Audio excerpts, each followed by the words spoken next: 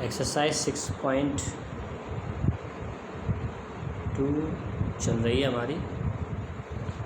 Increasing and decreasing function हमने start किया है और इसका मैंने आपको एग्ज़ाम्पल दिया। एग्ज़ाम्पल दे के आपको बताया किस तरह से हम फंक्शंस के लिए, गिवन फंक्शंस के लिए इंक्रीजिंग और डिक्रीजिंग इंटरवल्स निकाल सकते हैं कि फंक्शन अपने ग्राफ में कहाँ पर इंक्रीजिंग है और कहाँ पर डिक्रीजिंग है, तो वो इंटरवल्स हम लिख सकते हैं।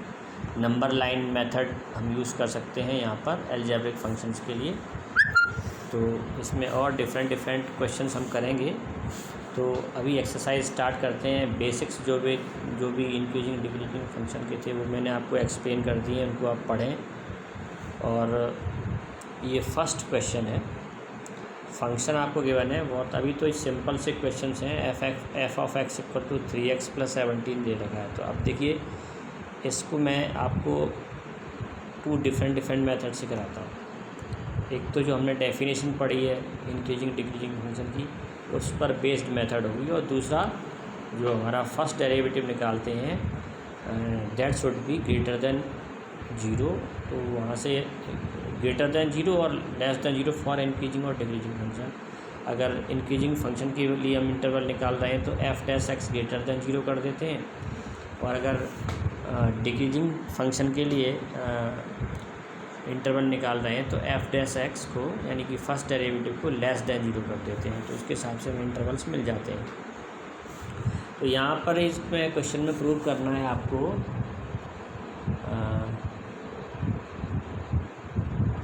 so that the function given by f of x equal to 3x + 17 is strictly increasing on R। तो इसको हमें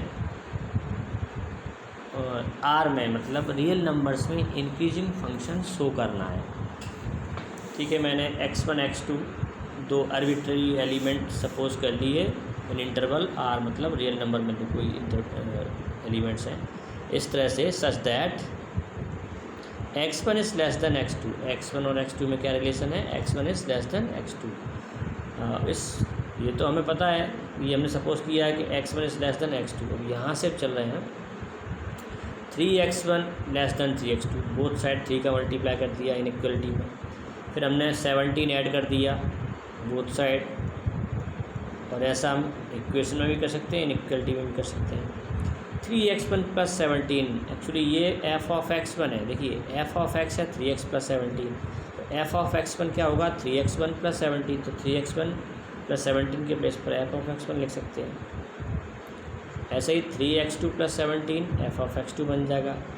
तो अब ये क्या इम्प्लाइज कर रहा है? When we are taking x1 is less than x2 we get f of x1 is less than f of x2। और यही तो इंक्रीजिंग फंक्शन की कंडीशन है कि x1 is less than x2 implies f of x1 is less than f of x2। It means f is strictly increasing on R। तो ये function R में strictly increasing है। और मैंने कल भी आपको एक बात बताई थी कि हमारे सिलेबस में स्ट्रिक्टली इंक्रीजिंग और स्ट्रिक्टली डिक्रीजिंग फंक्शंस के ही क्वेश्चंस मिलेंगे, है ना।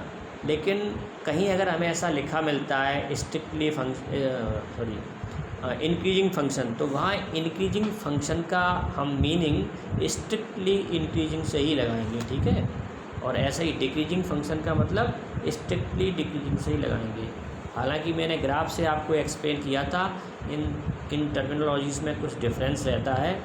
इंक्रीजिंग और स्ट्रिक्टली इंक्रीजिंग का अलग अलग मीनिंग है, लेकिन यहाँ अपने सिलेबस के अकॉर्डिंग जो टर्मिनोलॉजी यूज़ होगी उसमें स्ट्रिक्टली इंक्रीजिंग का मतलब स्ट्रिक्टली इंक्रीजिंग रहेगा, ठीक है। तो अब ये इसी क्वेश्चन को हम अब सेकेंड मेथड से कराते हैं आपको, ठीक है। सेकेंड मेथड में हम डिफरेंशिएशन करेंगे और डिफरेंशिएशन से इसको प्रूव करेंगे कि ये स्ट्रिक्टली इंक्रीजिंग फंक्शन है ऑन R। मीन्स -∞ टू +∞ के बीच में ये इंक्रीजिंग फंक्शन है, एक सीक्वेंस के साथ इंक्रीज होता जा रहा है। तो सेकंड मेथड है ये आपकी 3f ऑफ x = 3x + 17। मैंने फर्स्ट डेरिवेटिव यानी f' निकाला, डिफरेंशिएशन किया, तो उसका डिफ्रेंशिएशन करने पर 3 आएगा। 3 is greater than 0, 3 is greater than 0। So f dash x, clearly we get f dash x is 3 and 3 is greater than 0।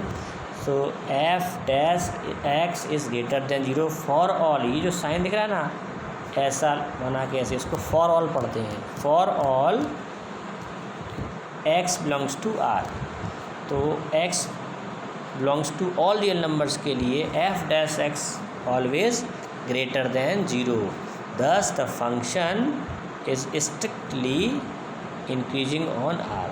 तो ये अल्टरनेट मेथड हो जाती है कि हम फर्स्ट डेरिवेटिव निकाल के और फर्स्ट डेरिवेटिव का साइन देखें, उस इंटरवल में कैसा है, पॉजिटिव है नेगेटिव है, पॉजिटिव है तो इंक्रीजिंग होगा, नेगेटिव है तो डिक्रीजिंग होगा। तो अब एक क्वेश्चन मैं और बता देता हूँ आपको, question number 4, 2x² minus 3x। फिर जितने क्वेश्चंस आपसे बन सकते हैं करिए, अगर क्वेश्चंस में दिक्कत आ रही है, डाउट आ रहा है, और फिर मैं कुछ और क्वेश्चन भी अपनी तरफ से बताऊँगा, ठीक है। तो जितने क्वेश्चन आप इस टॉपिक के इंक्रीजिंग डिक्रीजिंग फंक्शन के कर सकते हैं करिए, ठीक है। तो एक क्वेश्चन और समझते हैं हम, क्वेश्चन नंबर 4। तो इसमें आपको फंक्शन दे रखा है f of x equal to 2x² minus 3x। First derivative निकाला 4x माइनस 3 आएगा, और इंक्रीजिंग डिक्रीजिंग फंक्शन के लिए इंटरवल्स निकालने के लिए एफ डैश एक्स को इक्वल टू 0 पुट करते हैं, जो मैंने आपको इसके वर्किंग प्रोसीजर में बताया था। और यहाँ f dash x equal to 0 रखने के बाद एक्स की जो वैल्यू आ रही है वो 3/4 है। तो ये हमारा क्रिटिकल पॉइंट है। क्रिटिकल पॉइंट है, हम नंबर लाइन बना लेंगे। नंबर लाइन बना ली हमने, -∞ टू +∞, और इसमें -∞ से +∞ के बीच में जो क्रिटिकल पॉइंट हमें मिला है वो 3/4 हमने यहाँ पर मार्क कर लिया। तो अब ये पूरी जो नंबर लाइन है ये 2 सब इंटरवल्स में डिवाइड हो गई। एक तो सब इंटरवल बन गया -∞ टू 3/4, और दूसरा सब इंटरवल बन जाएगा 3/4 टू +∞। अब इन दोनों इंटरवल्स में हमें एफ डैश एक्स का साइन देखना है। तो क्या करेंगे, हम रैंडमली इस इंटरवल में से कोई भी एक सूटेबल नंबर लेके और एफ डैश एक्स जो हमने निकाला हुआ है ऊपर इसमें रखेंगे और देखेंगे कि एफ डैश एक्स नेगेटिव आता है पॉजिटिव आता है। मैंने यहाँ पर क्या किया, चेक करने के पर्पज़ से -∞ टू 3/4 के बीच में 0 इसमें आएगा, इस इंटरवल में 0 इसमें आएगा। 0 मैंने यहाँ पर रख के देखा, जैसे ही मैं एक्स के प्लेस में 0 लिखूँगा तो 4 × 0 ये तो टर्म 0 हो जाएगा, क्या बचेगा -3, यानी कि एफ डैश एक्स कैसा है, नेगेटिव है। तो अभी हमें ये पता चल गया कि ये जो इंटरवल है -∞ टू 3/4, इस इंटरवल में एफ डैश एक्स कैसा है, नेगेटिव है। अब इसके जो फैक्टर, ये क्योंकि लीनियर फैक्टर्स था ये F dash x 4x minus 3, तो अब अगर आप इसमें अलग से चेक करते हो कोई वैल्यू लेके, तब इसमें साइन पॉजिटिव ही आएगा। नहीं तो फिर आप क्या करो, आपने अगर एक सब इंटरवल का साइन पता कर लिया है तो दूसरे सब इंटरवल का साइन आप डायरेक्ट अल्टरनेट लगा सकते हैं कि यहाँ पर कैसा आया, माइनस आया, और यहाँ पे कैसा आया, प्लस। तो ये प्लस माइनस में लगाना भूल गया हूँ, यहाँ पे आप यहाँ पर लगा लेना माइनस प्लस, जैसे मैंने एग्जांपल में बताया था। और यहाँ पर इस तरह से टेबल में भी हम शो कर देंगे। और इंक्रीजिंग फंक्शन के लिए f dash x greater than 0 होना चाहिए, और एफ